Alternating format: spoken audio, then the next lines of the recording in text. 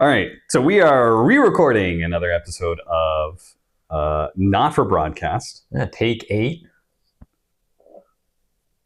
We've probably talked for close to 2 hours now. Yeah, we've rehearsed. My voice is gone. We've done rehearsals. All right. We have a number of things to talk about for this episode. Oh, do we? Yeah, we sure do. I'm excited. Happy to talk about some stuff that I've never thought about. All right. What do you want to talk about first? Since you already know the topics. Well, I'll tell you, Austin, what I'd like to talk about. Mm-hmm. Predictions, Austin. Okay. Certain predictions that a man on this show made some 4 or 5 days ago. Yeah. What predictions were those? Something about a little tournament called the PGL Wallachia. Oh, okay. I didn't watch much of it. And a certain man said that a certain team was going to win. And if I had to pick a favorite who's going to win it, I think Team Spirit are going to bounce back. I think they're going to bounce back. Really? A certain team spirit. We're going to return to form, claim a championship title. And they did just that, ladies and gentlemen. They did just that.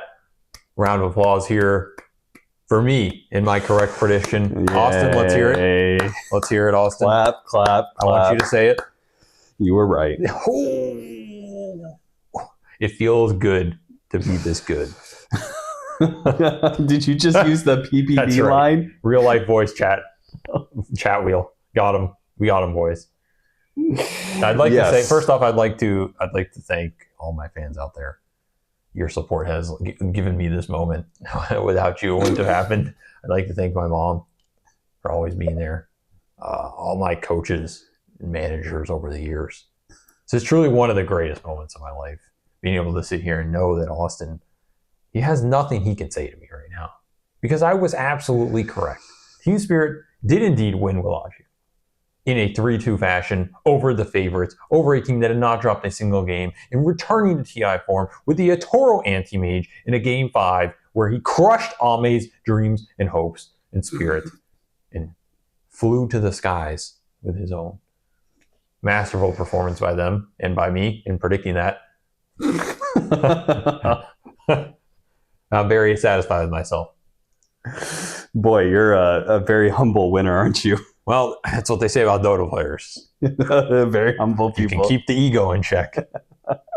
Maybe Yatoro pushed it to a game 5 just so he could spend more time with Ame. That's a good theory. I think he just wanted to make my prediction a bit more exciting. Well, I'll accept either theory. I mean, the question now, Austin. Okay. Is who's going to win ESL Dream League Season 23? Well, it's not going to be Team Spirit. And what are the stakes? Because Team Spirit aren't even at this That's right. Dream League. So instead, they're going to be replaced by Navi. That is correct. And Navi are going to win Season 20. Why are you laughing? Okay, in all honesty, let's talk about Navi for a second. I actually like this team. Why? Because Zayats? Because I love Zayats. That guy, I love when Zayats is on a tier 1 team. Yeah, I like watching him play. I think he's entertaining, but I do think he's kind of a weird dude and he's a liability to the team. One of the things, because one of the things at the end of that secret run is like they didn't really want to play with him because the guy just doesn't play Dota. Does he not? I didn't know about any of this. Yeah, he just doesn't play Dota. He's one of those. Yeah, he's an Ake Nisha. He just stopped playing Dota, and his hero pool is also like super small or something. Like he kind of like plays what he wants to play, but that's it. You just have to go with that. Okay. So it's like, I don't know. That guy's a really weird player to make work, I think. Like really difficult. If you can, he looks amazing, but I think most teams not going to work. But on this team, if he's working, then damn, like good asset, right? I mean, maybe it's, if he got kicked in that situation, right, then maybe that has helped him become a more well-rounded Dota player, has motivated him to actually Which goes into my next point, which is Yuragi, man. This guy is beasting it up on this team. That is true. He looks good. I think his fit in OG at the end was really bad, but I think he is still an underrated player. Yep. Pretty flexible carry, can fit a lot of roles. I think he's like a really good semi-carry. I think when you put him on this hard one or super sacrificial one, which it felt like was happening more. He was in one of those on OG more often than not. I think that's where he doesn't shine. But when he's on one of those semi-carries, like these like Razors and like a random lone druid type hero that can own a game, carry a game as that 1-2 hybrid, but isn't your only damage dealer, I think he looks really great and solid. He can play well and fast with the rest of the team. And I think that's where Navi has used him, and he's looked good.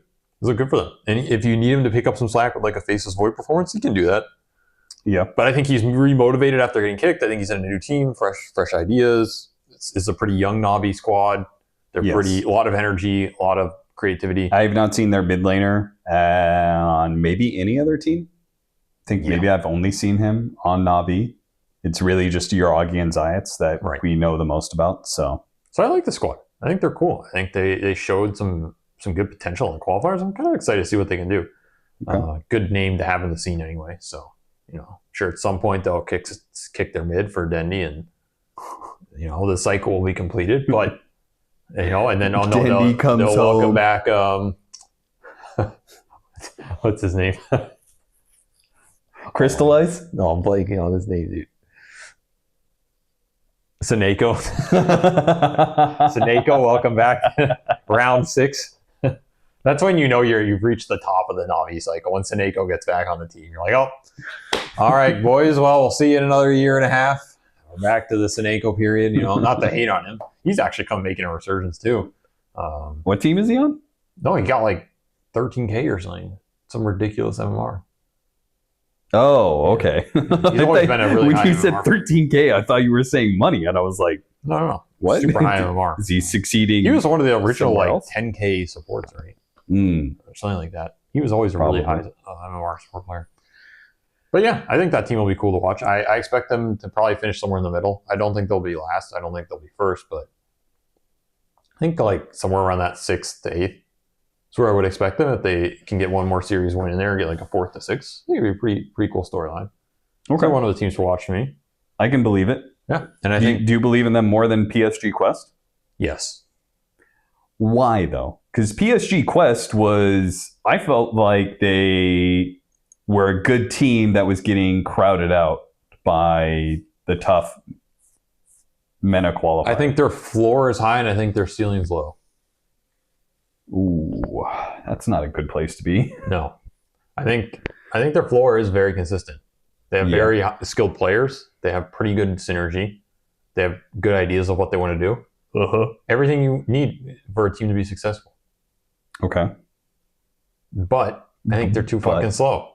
The team is slow. This team is slower than molasses on a hot Georgia Sunday. You know what I'm saying, man? They just ooze.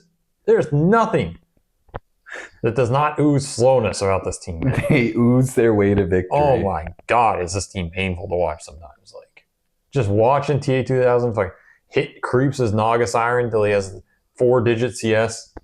It's like, oh, brother, please. It's a PvE game, man. Is it a PvE game? I don't even know anymore. He makes me think he's practicing for the next Aghanim's Labyrinth. God damn, this team is slow. I just don't. You cannot beat the top teams in Dota if you're this slow. You can't beat the Western teams, right? There's no way. Western European teams. No way. In a Liquid and Gaming Gladiator. In a BO3 and a BO5, no way. Yeah, you take a game. You get a punch in, sure. But you ain't going 9 rounds, brother. I'm telling you. There's no way. Because you're going to get run over in one of those games for sure. Like if you make it to a BO5, like one of those games, 20-minute GG. Falcons is just going to dumpster you they too are hard in the absolutely laning phase. Dumpster you. So you're just losing one of the games in series. Extreme is just always going to outscale you. Yeah, which means you just have to massively outplay people over the course of a tournament because you have to win multiple series by winning 2 out of the 3 games with one kind of being like an auto loss. That's it's so hard, dude. It's so hard. So that's how I feel like they are. I need to see them play faster. I made this comparison before. I think they're like a lot of the Raven teams. Like the Raven TNC and this stuff. Right? Like the TNC with Raven, not that slow of a team on paper. Like they had some fast support duos, pretty fast mid skirmishers, but then you got Raven in there, and then this team is just always waiting for Raven, always waiting for him to come out of the jungle. Right? I feel like this is the same type of team. It's like when TA wants to fight you can end the game. But if he doesn't want to fight, you cannot end the game. It's really dependent on him. And sometimes he plays pretty fast, and it's like, okay, we're cooking. And sometimes I come back after like a 2-hour walk, and we're in hour 3 of a game, which literally happened to them like twice, right? Yeah. What the hell are we doing? And I don't even think this guy notices it. The interview afterwards, he's just like, "That was a pretty solid game." By the third act, it's like a crown fall patch in a game. Watch these guys play, man. Acts 1, 2, 3, and 4. Like, I gotta sit through 80-minute acts to see how this game. Like, god damn. Jeez, pick up the pace. I'm gonna die of old age casting this game, bro. So no, I don't have faith in them to win a tournament yet. There's some other teams you probably don't have faith in. We got some other flops that happened recently. Aurora flopped despite doing so well in the great and magnificent Swiss group stage, which always determines the best teams. They went 3-1 in that Swiss group stage, but did not do very well. Very surprising because usually Swiss rules out that kind of variance, but they bombed out. They have Azure, who bombed out, didn't even make it a single win. Lost all 3 series in their Swiss group stage, PGL Wallachia. So they're another team that bombed out. Gaming Gladiators bombed out. True. Team Liquid doesn't look that hot. I mean, I think they just have like a higher floor than maybe the other teams that we listed, but I feel like they did not. That team has a lot of structure, right? Like they have very consistent, solid coaching and support staff. Yeah. They have pretty good boot camp structure, scrim structure, stable players at this point that are familiar with each other, good communication channels. Like that team probably has everything going for it you want in a team. Yeah. Just the gameplay isn't there yet to match it. Which is a big question mark. How do you get it there? Is it a tempo mismatch between 33 and the rest of the squad? How do you get Mickey and 33 on the same page? The drafting's been a little hit or miss for them, I think. I think even Blitz would probably say that. Yeah. Which isn't like I don't think it's an issue of like they're drafting bad. It's just like I think they're trying to figure out what is their style right now. Yeah, if you don't have a style that's working for you, then your drafting is all over the place. I think that's their biggest issue. It's like, are they playing this 33 style of like Zoo Dota? Are they playing the 33 like greedy Doombringer? Are they playing the Mickey style of like his super fast carry? And I'll say one more thing about this. Like they're drafting all that jazz. I think Nisha does not look anywhere close to the best player in the world. No, but to be fair, I think he's looked really bad lately. But he hasn't looked like that form that we know he's capable of for a while, I would argue. Sure. This is not a new occurrence. Sure, but he looked like that on like I don't think he looked probably slightly better on that previous team, but he wasn't at peak on that Zai team either. No, but I would always argue that he was top 3.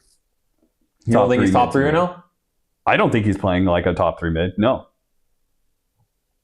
Dude, some of those Pango games have been rough, careful of what you're saying, bro. He's going to come beat your ass up. You see this guy's biceps? Dude, he is. He's getting jacked. Yeah, he's getting jacked. He's out there getting punch the haters in the face. What are you right now? I wouldn't say that. I'll tell you that right now. Who's in your top 3? Who's in your top 3? You're not my top 3 right now. Damn, that's cold-blooded. Who's your top 3? I mean, shit, Game of Gladiators is suffering. I thought we were talking about mids. Yeah, I know, but usually Quinn is in my top 3. So give me your top 3. I'm trying to think if he still is. XM is in my top 3 for sure. Maureen, Maureen's probably in my top 3. Let me think of if there are any other mids that I would place over Quinn. That's kind of what I'm going to right now. Would I place any other mids over Quinn? Would I place Laurel over Quinn? Yeah, probably. But still, I mean, either way, that puts Nisha like outside of top 4, outside of I don't know how far down the list he is. I mean, I think, I mean, these questions are always kind of baited because like whatever team's doing the best, the mid's going to look the best. Sure. Even if the guy's playing like ass, like he's specifically, winning. I feel like it looks pretty good because he's winning. Specifically, I feel like he looks like a liability in a lot of Liquid games. Yeah, some of that though is I feel like when that team is not flowing through Boxy, everything just looks worse. Like that guy's such an important shot caller for them. He's such an important piece of the puzzle, and they're off lane building tempo and playing around that. Yeah. That's my biggest question mark with that team right now is the Boxy 33 fit. It's not looked as good as the Boxy Zai fit, where I think Zai's a more flexible player tempo-wise, and Boxy tends to play fast, where 33 plays a bit more methodical, and I think Sock's a fit with 33 better in that more methodical, play the map, be greedy in some periods in farm, and Boxy's like, let's go, clockwork, hook shot in, tuss, you know. You're not expecting Boxy style as in coming out at 30 minutes being a fourth core. Yes. He gets there through repeatedly killing you. Yeah, like Boxy's not going to play like Shadow Shaman, Keeper of the Light like Socks did, like farm sides of the map for 10 minutes. He's their shot caller. So you have to use them differently. And I think that's going to be the biggest thing to figure out. I don't know. They're in a weird spot, but it's Dream League, and Liquid always sucks at Dream League, so they're going to get last. So probably going to lose here. Nisha not in your top 3, man. I mean, would you put him in top 3? I'm checking the video, and we're going to keep this going because it looks good. It's recording for 18 minutes and 30 seconds, so we got past the 10-minute mark. Would I put Nisha in my top 3? This is an interesting question because based on the current performances, no. But would I take him like in a draft? You know, if I'm drafting mids, am I going to take him in the top 3 in the draft? I probably still might, yeah. Yeah, but I feel like you're only doing that because you know his ceiling. Like, he can be the best man. His floor is also still really high. That's the thing. Like, if I put him on almost any team, I still think he's going to give very good... Like, you still want him on your team. Sure. That's the thing. So it's hard for me to argue that, but based on recent performances, yeah, I think Laurel stepped it up at Wallachia. Yes, for sure. He was not, was not in the top 3. I think that guy's really good when he's cooking. Yeah, very underrated player. But when he's cooking like he was at TI, man, that guy's a team fight beast, bro. Like, he's an underrated as hell team fighter. That guy just messes you up in the fights. Like, he just pulls some torn out of his ass, some like Bloodstone Lesh with the right angle. It's not like super flashy, which is why I think he's underrated. Like, he's not this like miracle Nisha Sumail dude who's gonna go in and be like, oh, Shadow Fiend Requiem, the quad raise, refresher, blink, arcane blink, you will, like, you know, like, he can do that mechanically. It's just not how they play. He's just this guy who like goes in, you know, has the right angle, like, oh, leaving a Laguna Blade, kills their support and backs off, and then like re-stuns you another 5 seconds. It's like, you're not gonna get a highlight reel out of it, but it's honestly game-winning shit. Yeah, he'll play the mana limits of his Storm Spirit. We saw his Storm Spirit, Witchblade, very solid. Eternal Shroud. I'm still blanking on the third item, but like, that guy is like he's like the frontline brunt of that team in a way. Yeah, like, he sets a lot of those fights up by just being in the right place at the right time in those fights and casting his spells properly. Especially in a time where Collapse is not, where the meta for offlaners is not pure initiators. Right. You need your mid to be making those initiations. Before, it was like Collapse was able to do it all because offlane was just a bunch of initiators, and Collapse, that's what he's sick at. Right. But now, if that's not the case, that shifts away from that. You need Laurel to be able to take some of that. Yeah. And he does it really well. It creates a lot of space for Yatoro. I've always liked that guy. Since when Spirit picked him up, I was big on him. I think that was the correct player for them to pick up. It just took time for them to gel. But he's very good. Very young player, too. A lot of potential still. Just very stable. I like stable players, honestly, because I think, like, if you get good stable players, then you can get that, like, wild card dude and throw him in there. And just, you know, just fucking... And then, like, okay, let's try and raise our ceiling and, like, throw some crazy money in it. But, like, if you don't have the stable dudes, you're just screwed anyway. You can't just throw 5 wild cards in there. Sure. Because Dota is a best of 3, best of 5, double elimination. It's too hard to try and fix everything when everything is just on these toggle switches going up and down all the time. You know? I see. Like, you need some stable performances that you can go, okay, this is like a set package, and now we're going to try and raise this part a little bit. You make it sound like a science experiment where you isolate the variables. Makes your life easier. Like, it's not the only way you can build a team, but, like, definitely makes your life easier. You know, there's been teams that have been successful with where those toggle switches are all over the goddamn place, and it's a good strength to have because it makes them very hard to play against and unpredictable. And what was a team like that? I mean, it was OG. Like, who was stable on that OG roster? The TI8, TI9. Like, it was probably like who you're probably arguing previously like who was a stable player. No, on that team, like in their performances, it was just all over the place. Some games on a carry, sometimes he's 0-8. Sometimes Thompson's balling out on that team. Sometimes he gets demolished on a niche hero that has no people wondering why he's even picking it. Like Jarex was pretty stable. Yeah, I think the main argument would probably be that Jarex and Seb were like the linchpin of that. No Tail was pretty stable, but No Tail he played super sacrificial, so you couldn't rely on him like outside of his leadership and shot calling because his game was just crap. I think like Jarex and Seb had the most like, okay, we're gonna buy the utility and like play for the other dudes and whatever. But that team was just all over the place of like absolute wild card team. There's been teams like that. I think Wings were like that too. Wings were just very volatile, very unpredictable, and that was their style, which is why they were pretty scary. Certain teams have that trademark, and certain teams are very like, exactly what they're going to do. They're going to do it every time. And they're going to beat your ass with it, and that's Tundra at TI-10. I've got a question out of left field, which is good since we've already done rehearsals for this. Okay. The Gabby Abed beef. Yeah. Which we'll talk about Gabby again later on, but physical violence on a team. So there's the story that Wings had that. Do you have any stories? Have you heard of any other teams having that happen? Because Dota teams are very stressful. I feel like you create there's a lot of stress, first of all, but there's also a lot of idiosyncrasies of just 5 people cohabitating in a space. Yeah, I mean, if you live with some dude for like a year, you're gonna punch him in the face.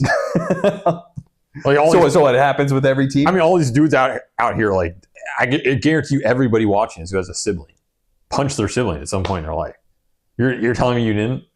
Not like I'm an only child. Seriously, it's not like you beat the guy to try and kill him, but like you're brawling and pissing each other off and knocking the dude into the wall. Yeah, sure. Yeah, me and my brother got into shit all the time when we were young. Yeah, he knocked half my teeth out, tripping me one time, and like just like random accident stuff. Not like I'm giving you a purposeful black eye. Like, wait, was your baby teeth or adult teeth? Yeah. Oh, okay. So like they were accidents. I'm not. Yeah. I like sent him to the emergency room a couple times. It's like that's what brothers do. You brawl, bro. You brawl. So what I'm saying is, you live with someone long enough in a high pressure situation, shit's gonna happen, man. Okay. We're human animals. You shouldn't take it out in violence. Yes. But assume that everything's just a cool, casual conversation. Give me a break, bro. Now it should not come to fists. You should draw the line and be civil. There's a line somewhere. I'm the one who asked. Were there more? Yeah, there's a lot. A lot. Yeah. Okay. There's a lot of teams that have come to fisticuffs, so to say. A lot more than I think people would expect.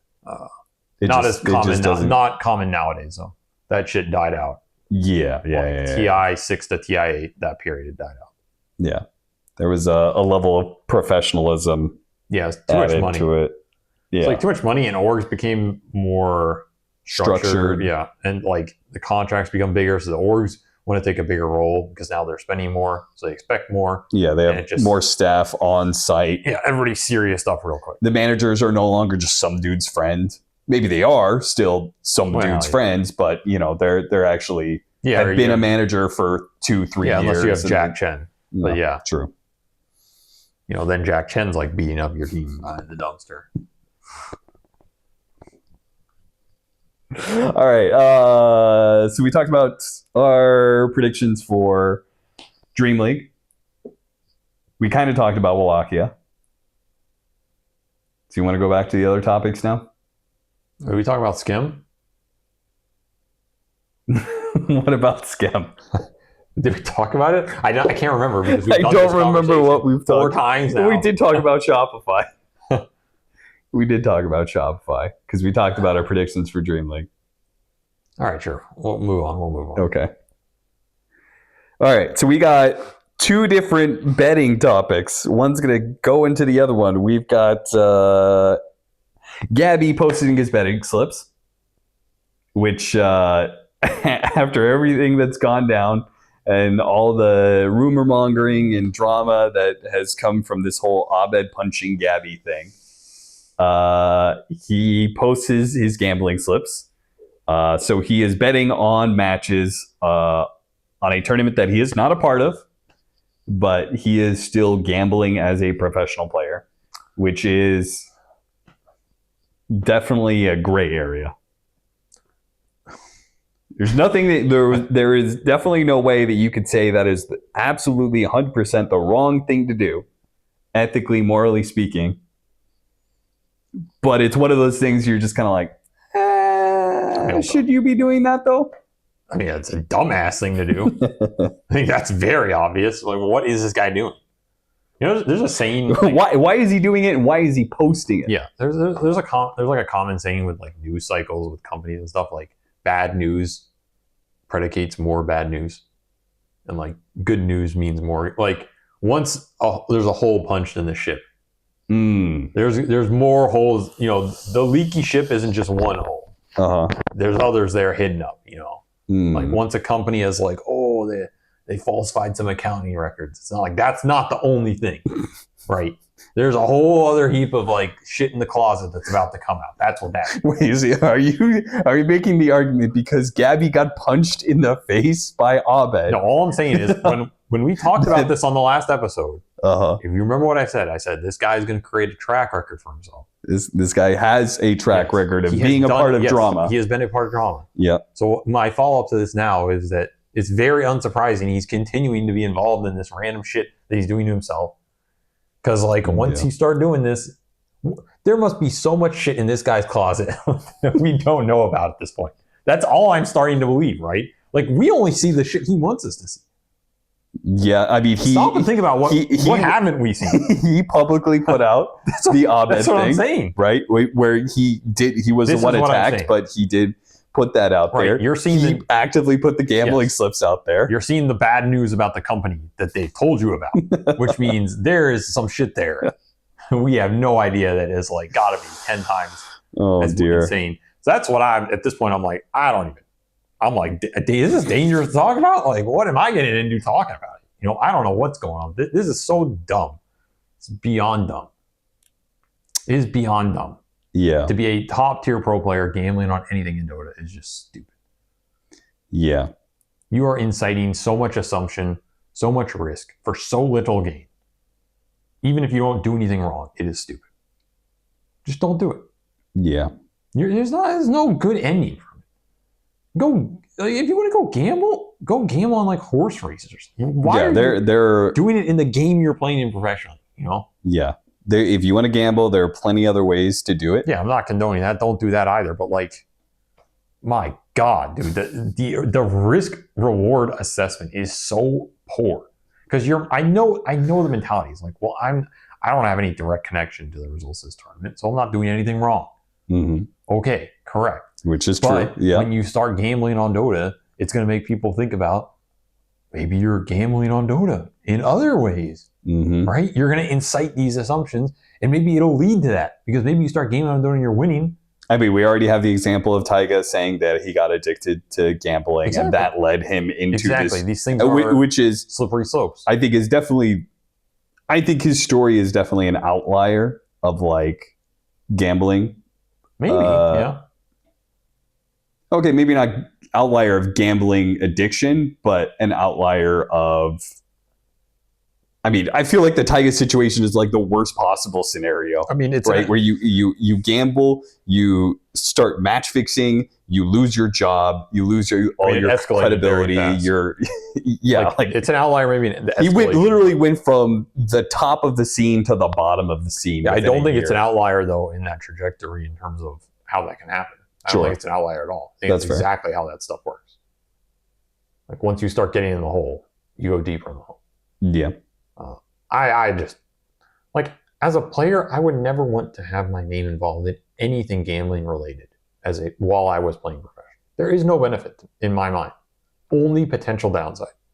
Yeah, like there's a lot of shit that can happen to you in life that is not in your control. That can like ruin your career, besmirch your name. You're involved in shit that you don't even know about. That if you have other shit attached to it that makes you look even a little suspicious or a little bad, even though there's nothing wrong with it, it hurts you a lot. Mm-hmm. You know? And you just can't know what that shit is or when it's going to come your way. So you should just become a monk. That's it. Like, just go become a monk and nothing bad will happen to you. You know? But you should at least try and stay, like, just don't gamble on Dota if you're playing as a goddamn Dota professional. Like, what is the point? And why would you publicize it? Oh my God. That's the dumbest part about it, is that he could have just kept quiet about it. But then he does this and he publicizes it. And again, nothing specifically wrong with him gambling. He could do that as a player. Yeah, it's just in a tournament. It's just the fact that you put it out there, as you said, puts it in everybody else's mind. So unnecessary. Is that, like, especially with Taiga having just happened, is he just posted his apology that, you know, like, oh, this guy's part of gambling. What if he gets addicted to gambling? What if he's there is certainly some less scrupulous people out there who are reaching out to Gabby, you know? Or they're like, oh, this guy's gambling. Oh, this guy likes to gamble. Hey, you want a gambling sponsor? Hey, do you want, you know, would you ever want to throw a first blood? You know? Yeah.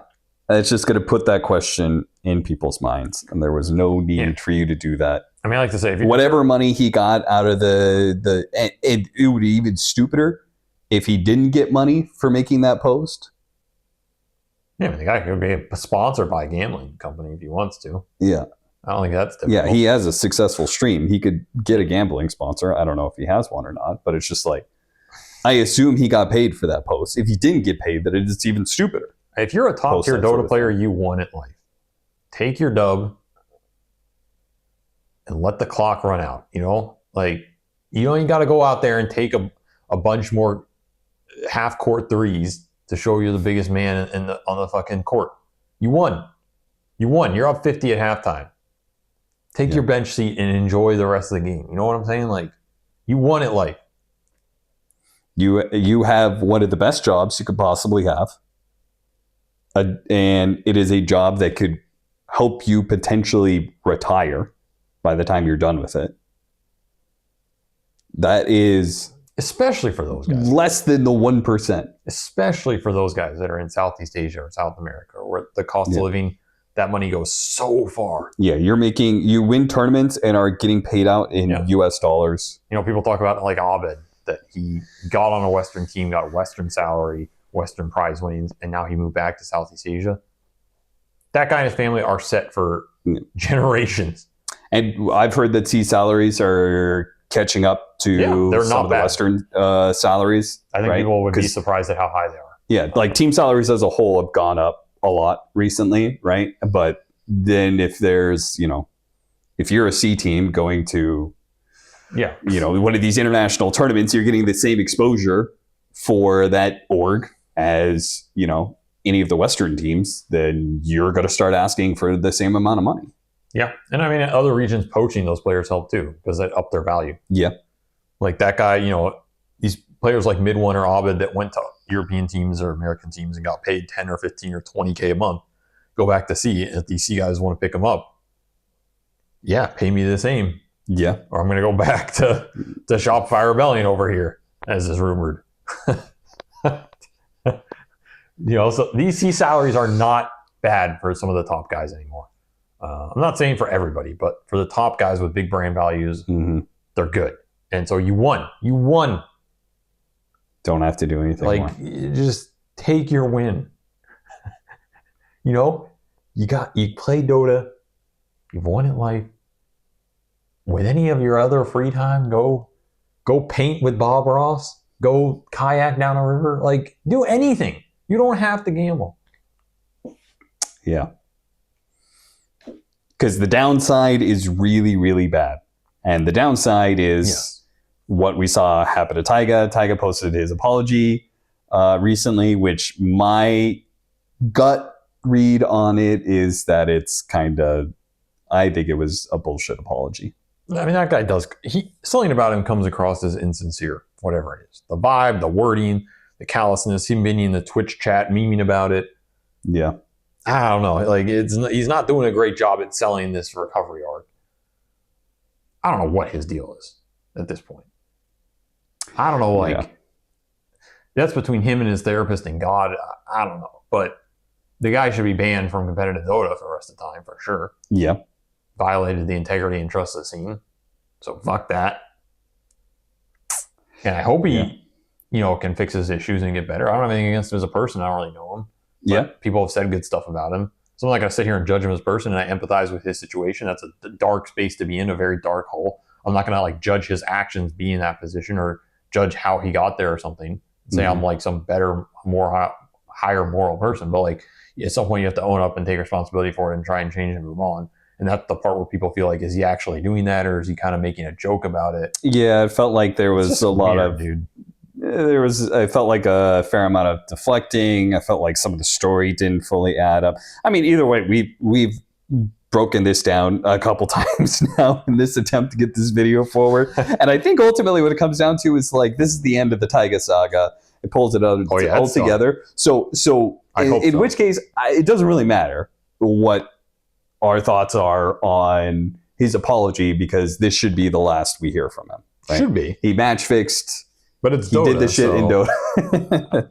Dota is has a way of like, you can linger around it for a long time. Yeah, but I mean, he's not going to be a part of the pro scene anyway. He's not going to be talent. No. He can't be a coach or a manager. He could be a streamer, but I feel like even that, it's only going to be so successful. I don't know, man. Some guys make it big on that. Being the outlaw personality, I don't think that's who Taiga is, though. Maybe not, but don't underestimate it. We'll see. Brand value is brand value, even if it's negative brand value. I'm just saying, it would not surprise me if he really grinded it. But maybe. Well, either way, I think that closes it out. I think we talked about everything far too many times here, sitting in this corner. Hopefully this fucking recording worked, and hopefully we'll be able to get another one while we're here in Sweden. Goodbye.